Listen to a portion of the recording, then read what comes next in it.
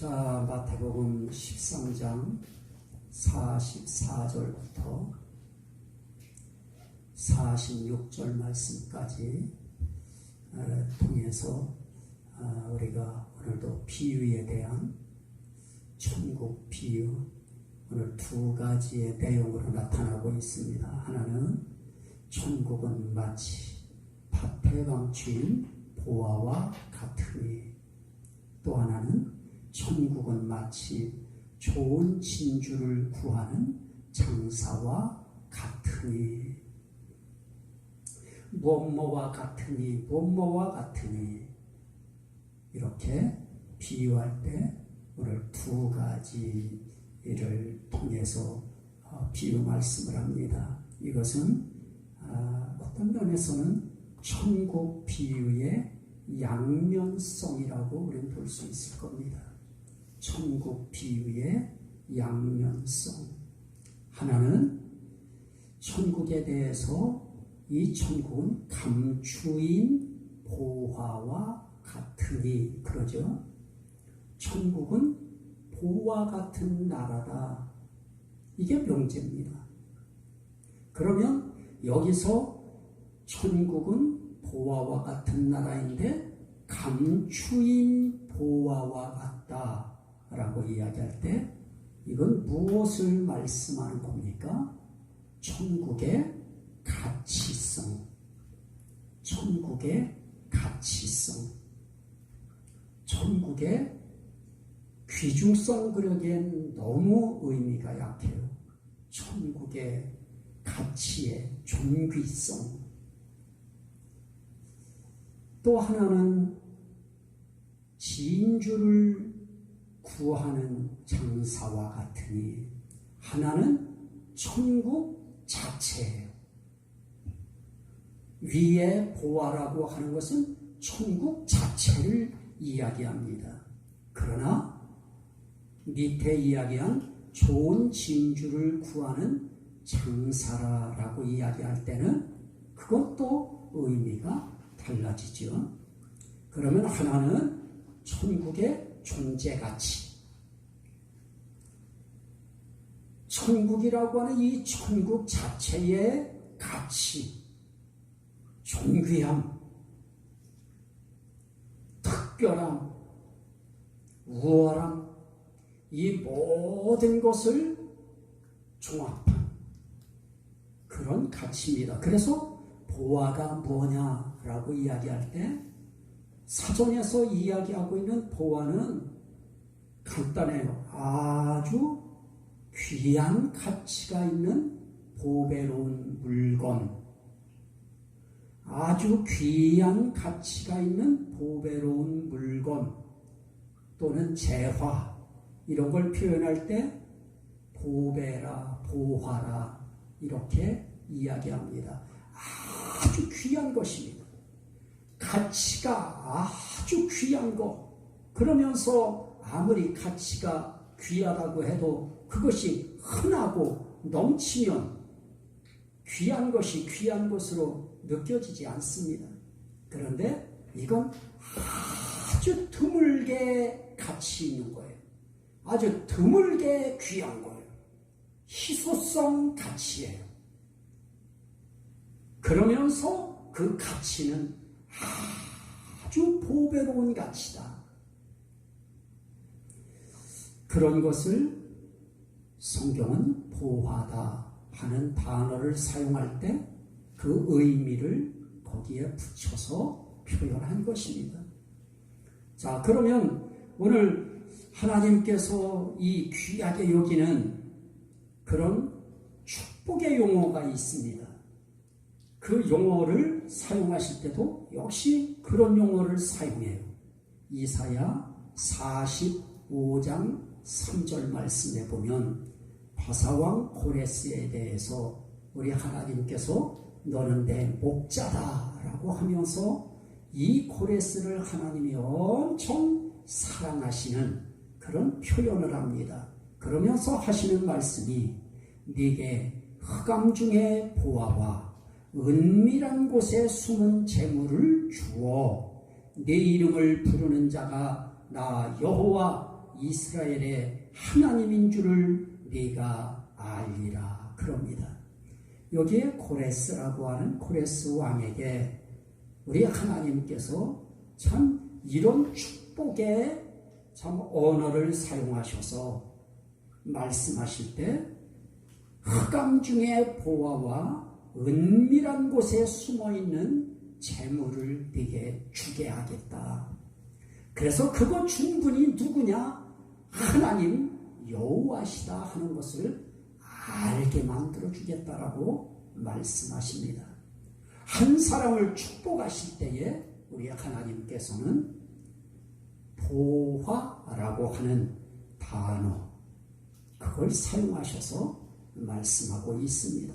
그런데 보화라고 이야기할 때에 오늘도 흑암 중에 보화와 은밀한 곳에 숨은 재물을 주어 그럽니다. 그 누구도 알 수 없는 그 누구에게도 펼쳐 보이지 않았던 비밀한 가운데 있는 그런 보화를 말씀하고 있습니다. 자, 그러면 우린 이 보화, 보배 이런 표현을 할 때 우리에게 있어서 정말 보배는 뭐가 보배인가 하는 것을 우리는 먼저 생각을 해야 그래야 그 보배라고 할 때에 천국의 가치가 우리에게 조금 더 이해가 되어질 것입니다. 자, 그러면 오늘 우리가 시편 139편 17절 말씀에 보면은 시편 139편 7절 말씀에 17절 말씀에 보면 자, 하나님이여 주의 생각이 내게 어찌 그리 보배로우신지요 이렇게 말씀합니다. 하나님이여 주의 생각이 내게 어찌 그리 보배로우신지요. 자, 하나님의 생각은 어떤 생각이라고 하는 말이에요?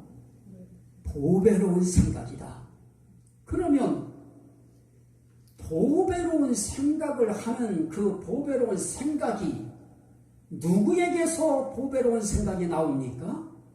보배에게서만 보배로운 생각이 나오는 것입니다. 그래서 성경은 또 이렇게 말씀합니다. 학개서 2장 7절 말씀에 보면 학개, 스가랴, 말라기 이렇게 할 때 학개서에서 말씀하는 내용이 있습니다. 학개서 2장 7절 말씀에 보면 또한 모든 나라를 진동시키실 것이며 모든 나라에 보배가 이르리니 내가 이 성전에 영광이 충만하게 하리라. 만군의 여호와의 말이니라 그러십니다. 모든 나라에 보배가 이르리니 자, 그러면 이 세상 모든 만국의 세상 모든 나라에 있어서 최고의 보배의 가치를 가진 그 무엇인가가 이르를 것이라고 이야기하는데 그 최고의 나라의 보배가 무엇인가? 하나님은 그 보배가 이르른다고 하면서 내가 이 성전에 영광이 충만하게 하리라 라고 말씀합니다. 여기에서의 보배는 역시 우리 하나님이실 것입니다. 만국의 보배 되시는 하나님이 이르시는 그곳이야말로 어떤 곳이냐? 영광이 충만한 곳입니다. 하나님의 영광이 그곳에만 충만히 임할 수 있는 것입니다. 그래서 이 만국의 모든 나라에 보배가 이르리니 그럽니다. 모든 나라의 보배, 하나님은 귀하고 가치 있고 가치 있는 최고의 가치를 표현할 때 보배라고 하는 단어를 쓰셨습니다. 그러면서 보배를 이야기할 때 나는 우리 하나님이 보배로우신 분이시다. 보배로우신 분에게서 나오는 생각 또한 보배로운 생각이시다. 그래서 마음에 쌓은 선에서 선을 내고 마음에 쌓은 악에서 악을 낸다고 하는 것은 선한 사람이라야 선을 낼 수 있고 악한 사람은 악을 낼 수밖에 없듯이 우리 하나님의 생각이 보배로운 생각인 이유는 그분 자체가 보배로우신 분이시기 때문에 그에게서 나오는 생각이 보배로운 것이다 하는 것입니다. 자, 또 하나 우리가 보배로움을 이야기할 때에 베드로전서 2장 베드로전서 2장 베드로전서 2장 4절 말씀입니다. 사람에게는 버림바가 되었으나 하나님께는 택하심을 입은 보배로운 산돌이신 예수께 나아가 너희도 산돌같이 신령한 집으로 세워지고 이렇게 말씀합니다. 여기에 뭐가 나오느냐? 하나님께 택하심을 입은 보배로운 산돌 예수님이 등장하십니다. 자, 그러면 예수님이 어떤 분이시냐? 보배로운 분이시다. 예수님은 보배로운 분이시다. 세상 사람들은 예수를 가치없게 여기고 쓸모없게 여기고 예수님을 가볍게 여기고 예수님을 존중히 여기지 아니하고 귀히 여기지 아니하고 예수님을 파렴치 않으로 받고 신성 모독자로 표현을 했고 그렇게 예수님을 없인 여겨버렸습니다. 그런데 하나님은 그를 그렇게 가치 없는 그런 분으로 보시는 것이 아닙니다. 하나님께 택하심을 입은 보배로운 산돌이신 예수. 사람에게 버림받았다고 해서 하나님에게도 버림받는 것 절대로 아닌 것입니다. 세상 사람들이 손가락질 한다고 해서 하나님도 손가락질 한다고 그렇게 생각하면 안 되는 것입니다. 우리 예수님은 하나님께 택하신 입은 보배로운 분이셨다. 그런데 아이러니하게도 사람들에게는 버림을 받아요. 참. 자, 그러면 여기서 우리가 생각할 수 있는 부분이 있습니다. 너희는 누구의 택하심을 원하느냐 하는 것입니다. 너희는 누구의 감동을 주기를 원하느냐 하는 것입니다. 사람들에게 인기를 얻고 사람들에게 감동을 주고 사람들에게 환호를 받기 원하느냐 아니면 하나님께 감동을 드리고 하나님께 환호받기를 원하느냐. 우리는 정말 예수 그리스도를 통해서 우리 정말 참 힘겨운 시대를 살아가고 누구 말 맞다나 목사라고 하는 말 꺼내기 전에 이미 교회 다닌다고 하는 말 하는 자체가 왜 이렇게 쑥스러워지고 왜 이렇게 면부스러워지고 왜 얼굴이 근질거리는 것 같은 이런 시대에 우리가 살아가게 됐는지 그 이유는 무엇입니까? 우리도 역시 세상 사람들에게 버림받아지고 있다고 하는 증거 중에 하나인 것입니다. 그럼에도 불구하고 우리는 용기 갖습니다. 희망을 갖습니다. 믿음을 갖습니다. 세상 사람들은 우리를 가볍게 여기고 우습게 여기고 우리를 버려도 우리 하나님은 우리를 택하셨다. 어떻게 택하시느냐? 보배로운 산돌이신 예수를 택하시듯이 우리도 보배로운 무엇입니까? 신령한 집으로 우리도 하나님 앞에 택하심을 입은 자라고 우린 그렇게 주님 앞에서 자위하면서 살아가기도 하고 확신하면서 살아가기도 하고 또 그 위로의 음성을 들으면서 우리는 살아가기도 하는 것입니다. 참 예수님이 안 됐습니다. 세상 사람들에게 자기 땅에 또 자기 백성에게 왔는데 귀히 여기지 않고 존중히 여기지 않고, 내가 하나님의 이름으로 왔으니 너희들이 나를 존중히 여기지 않고 없인 여기지만 사람의 이름으로 오면 사람의 이름으로 오는 자들은 너희들이 환영할 것이다. 야, 그 말씀하실 때 우리 예수님 가슴이 어떠했을까요? 자, 오늘 우리는 이 말씀을 통해서라도 예수님은 보배로운 분이셨다. 그것도 하나님의 택하심을 입은 보배로운 분이셨다. 그래서 이사야서 28장 16절에 있는 말씀처럼 6절 말씀에 그렇게 표현합니다. 베드로전서 2장 6절에 성경에 기록되었으되 보라, 내가 택한 보배로운 모퉁이 돌을 시온에 두노니 그를 믿는 자는 부끄러움을 당하지 아니하리라. 그러므로 믿는 너희에게는 보배이나 믿지 아니하는 자에게는 건축자들이 버린 그 돌이 모퉁이의 머릿돌이 되고 또한 부딪히는 돌과 걸려 넘어지게 하는 바위가 되었다 하였느니라. 자, 세상 사람들이 아무리 예수님을 버렸어도, 예수님을 왕따 놨어도 하나님이 택하시고 믿는 너희에게는 보배이나 하듯이 하나님이 택하신 산돌이신 예수는, 보배이신 예수는 믿는 우리들에게도 똑같이 보배이신 것입니다. 하나님이 보배십니다. 예수님이 보배이십니다. 그래서 예수 그리스도가 보배이시기 때문에 보배이신 분에게서 나오는 피도 보배로운 피인 것입니다.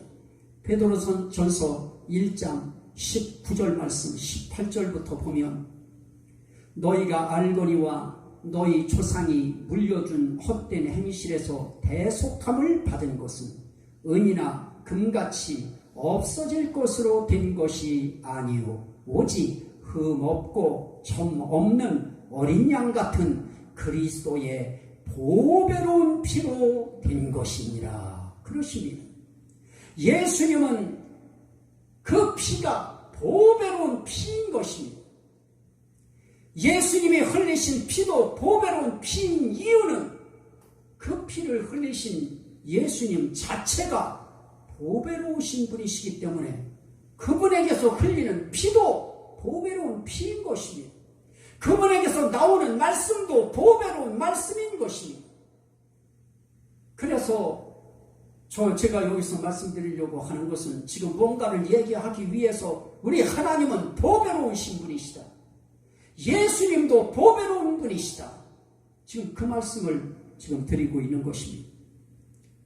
그러면 여기서 우리가 한 가지 볼 수 있는 것은 또 무엇이겠습니까? 자, 그러면 하나님의 생각이 보배로워요. 그 이유는 하나님이 보배이시기 때문에 그렇습니다. 보배로운 하나님의 생각이 보배롭듯이 그분이 하나님 약속이 있어요. 베드로후서 1장 4절. 베드로후서 1장 4절. 베드로후서 1장 4절. 1장 4절. 이로써 그 보배롭고 지극히 큰 약속을 우리에게 주사 이 약속으로 말미암아 너희가 정욕 때문에 세상에서 썩어질 것을 피하여 신성한 성품에 참여하는 자가 되게 하려 하셨느니라. 여기에 보배롭고 지극히 큰 약속이 우리에게 주어졌다라고 말씀합니다. 자, 보배이신 하나님에게서 나오는 생각도 보배로운 생각입니다. 그가 주신 약속도 그러기에 보배로운 약속인 것입니다. 자, 오늘 세상 사람들은 약속을 했다가도 어쩔 수 없이 깨는 경우도 있고 주어져 있는 상황, 여러 가지 조건, 여건에 의하여 또 마음의 변화에 의하여 깨는 경우도 많이 있습니다. 그러나 우리 하나님의 이 약속은 정말 귀한 약속인 것입니다. 이 약속 자체가 보통 약속이 아닙니다. 보배로운 약속인 것입니다. 보배로우면서도 사이즈가 작은 약속이 아니고 질량감이 중량감이 큰 약속, 그런 약속을 우리에게 주사. 왜 주셨어요? 신성한 성품에 참여하는 자가 되게 하시려고. 그래서 하나님이 약속 붙들고 우리는 신성한 성품에 참여하는 자가 되어지는 것입니다. 신성한 성품이 무엇이겠습니까? 하나님의 성품만이 신성한 성품 아니겠습니까? 하나님의 성품에 참여하는 자가 되게 하시기 위하여 하나님은 약속을 주셔도 보배로운 약속을 주시는 것입니다. 그래서 보배로워요. 약속이 보배로워요. 하나님의 생각이 보배로워요. 예수님도 보배로워요. 그의 흘리신 피도 보배로워요. 그렇다면 당연히 그 효력도 어떤 효력입니까? 보배로운 효력일 것입니다. 자, 여기서 이제 중요한 한 가지가 우리에게 있습니다. 그게 무엇일까요? 그러면 하나님 보배로우시고 예수님 보배로우시고 그거로 끝이냐? 하나님은 우리도 보배롭게 여기신다고 하는 것입니다. 신명기 26장 18절 말씀. 신명기 26장 18절 말씀. 신명기 26장 18절 말씀. 자, 성경을 펴도 이렇게 한 번에 탁 펴질 때 기분이 좀 상큼하죠. 18절. 여호와께서도 네게 말씀하신 대로 오늘 너를 그의 보배로운 백성이 되게 하시고, 오늘 너를 그의 보배로운 백성이 되게 하시고, 이것이 중요한 것입니다. 하나님께서 우리 한 사람 한 사람, 하나님께서 영적 이스라엘로 하나님의 자녀로 이렇게 택하심을 입은 자들 한 사람 한 사람을 뭐로 보시느냐? 보배로운 자로 보시는 거예요.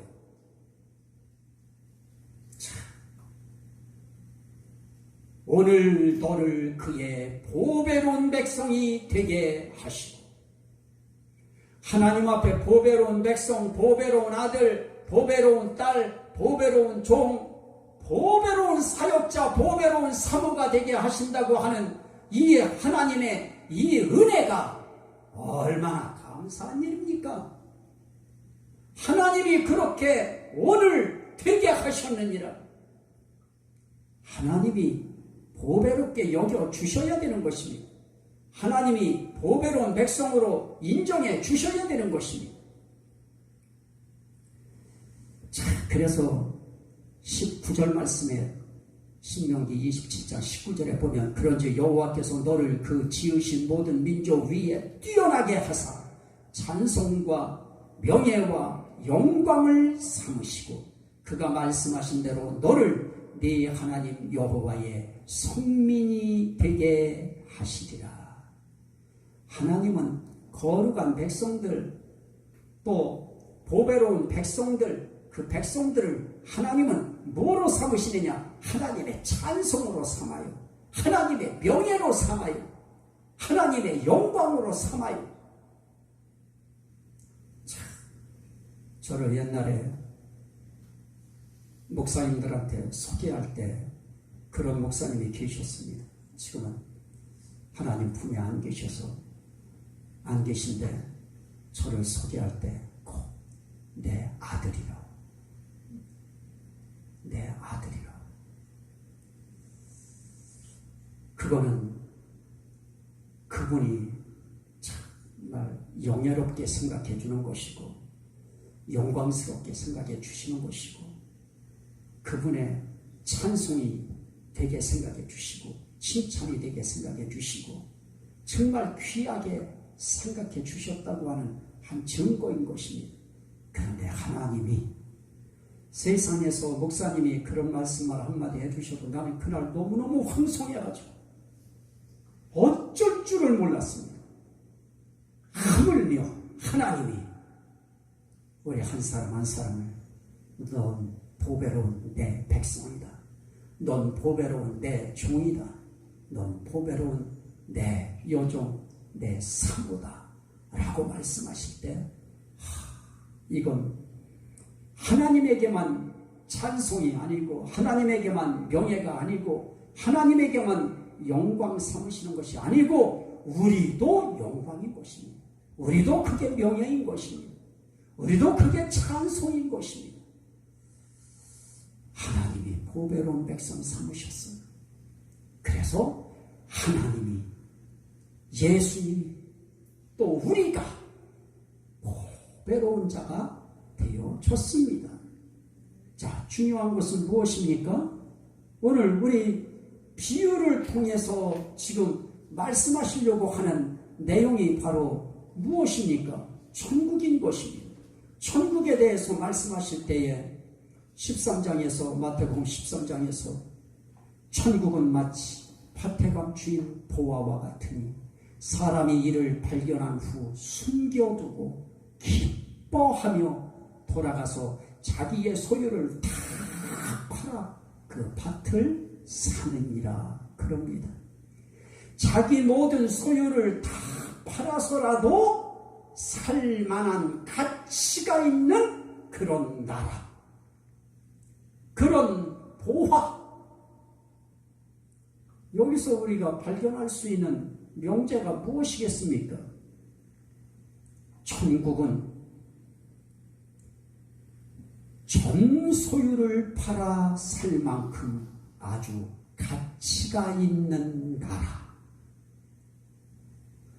전 소유를 팔아 살 만큼 가치가 있는 나라. 그런데 그 사람의 행동을 보십시오. 어정쩡한 기분이었습니까? 아니죠. 기뻐하며 기쁘게 팔아요. 기쁘게 팔아가지고 그 밭을 삽니다. 뭐가 있기 때문에 살까요? 보화가 있기 때문에, 보화를 발견했기 때문에. 그래서 정말 부자가 천국에 들어가기가 낙타가 바늘귀에 들어가는 것보다도 정말 어렵다고 할 정도로 그 말씀을 하실 때는 무엇입니까? 정말 천국의 가치가 어떤 것이라고 하는 것을 알면 세상의 가치로 여겨지고 있는 모든 것들이 아무것도 아니라고 하는 것이 들어지면 그 모든 것 다 청산하고 하나님 나라를 우리는 더 가치 있는 것으로 우리는 침략할 수 있는 것입니다. 침노할 수 있는 것입니다. 그래서 이 천국이 어떤 곳이냐? 오늘 말씀에서 간단한 한 줄의 이야기지만은 사람이 이를 발견한 후 숨겨두고 기뻐하며 돌아가서 그 기쁨을 뭐로 표현할까요? 천국의 그 가치를 발견한 사람은 그 기쁨이 더 커야 되지 않겠습니까? 보배 하나 발견하고도 저렇게 기뻐서 모든 것을 아까워하지 않고 다 정리해서 그 밭이 얼마짜리인지 모르겠습니다만은 그래도 밭값을 지불해도 거기에 있는 보화가 너무 귀하기 때문에 그거 아랑곳하지 아니하고 다 처분할 수 있는 것입니다. 천국은 바로 그런 곳이라고 하는 천국의 가치가 아주 귀중함을 우리에게 말씀하는 것입니다. 다시 한번 우리 생각합니다. 전 소유를 다 팔아 살 만큼 아주 가치가 있는 나라, 그 나라를 천국이라고 하는 것입니다. 그러면 또 하나는 무엇이겠습니까? 진주 구하는 장사지요. 이거는 무엇입니까? 천국 자체의 가치가 아니고 그 가치를 안 사람의 사모도죠. 얼마나 그 천국을 사모하느냐. 진주가 얼마나 값진 진주 하나를 발견합니다. 극상품의 진주인 것입니다. 그런데 그걸 발견하자마자 다른 거 생각할 필요 없었던 겁니다. 자기 소유 다 팝니다. 그리고 그 진주 삽니다. 자, 오늘 우리가 정말 하나님 앞에서 이런 말씀을 볼 때 중요한 것이 무엇입니까? 비유는 이렇게 자기 재산 전체를 팔아서 밭을 사는 것으로 나타나고 진주를 사는 것으로 나타납니다. 그런데 우리에게는 값없이입니다. 값없이. 그럼 우리는 무엇으로 삽니까? 베드로후서. 이건 우리가 봅시다. 베드로후서 1장. 베드로후서 1장. 베드로후서 1장. 우린 재산 팔아서 천국 사는 거 아닌 것입니다. 재산 팔아서 천국 사는 거라고 하면 돈 없는 사람들은 천국 살 수 없습니다. 4절입니다. 베드로후서 1장 1절. 예수 그리스도의 종이며 사도인 시몬 베드로는 우리 하나님과 구주 예수 그리스도의 의를 힘입어 동일하게 보배로운 믿음을 우리와 함께 받은 자들에게 편지하노니. 보배로운 무엇을 받았어요? 믿음. 보배로운 하나님, 보배로운 예수님, 보배로운 천국. 그 천국은 그에 상응하는 가치가 있는 것으로만 그것을 취득할 수 있는 것입니다. 그런데 하나님께서 보시는 그 천국을 살 수 있는 그 귀한 보배의 가치는 이 세상에 그 어떤 재물에 놓지 않았습니다. 무엇에 두셨습니까? 믿음에 두셨습니다. 그래서 그 믿음을 뭐라고 하시느냐? 보배로운 믿음이다 그럽니다. 이해되세요? 예. 보배로운 하나님, 보배로운 예수, 보배로운 나라, 보배로운 백성. 그 백성이 그 나라를 비유처럼 산다고 굳이 표현할 때 우린 뭐로 사느냐? 보배로운 믿음 가지고 사는 것입니다. 그래서 우리에게 보배로운 믿음을 주시는 것입니다. 그것도 주신 믿음 가지고 사는 것입니다. 내 거 없는 것입니다. 다 주신 것이었습니다. 그거 가지고 우리는 정말 이 세상 그 어떤 보배를 뛰어넘는 그런 가치를 가진 나라, 그 천국을, 그 가치를 알고 믿음으로 침노하는 자가 들어가는 나라. 자, 두 가지 오늘 이 말씀에서 구분을 우리는 한번 하는 것입니다. 하나는 보배에 대한 말씀을 할 때 보배 그 자체이기 때문에 전 소유를 팔아 살 만큼 아주 가치가 있는 나라, 이건 그 천국 자체의 가치성이죠. 그 다음에는 진주는 그 귀한 존재 가치를 인정하고 알아보고 그것을 취득하려고 하는 자의 사모하는 정신이죠.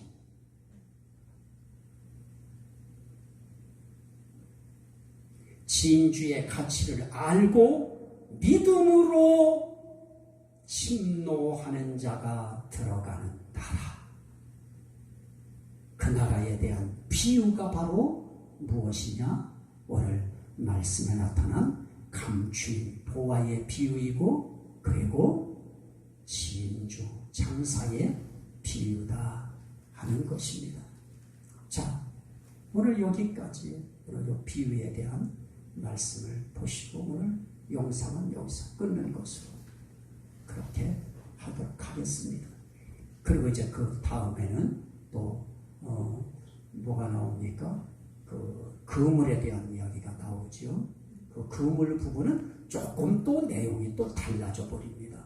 그건 마지막 때에 선별하는 작업, 그 그걸 하는 것이기 때문에 조금 내용이 달라서 오늘 이 내용과 연계시키지 않았습니다. 그 부분은 따로 또 떼서 보도록 그렇게 하겠습니다.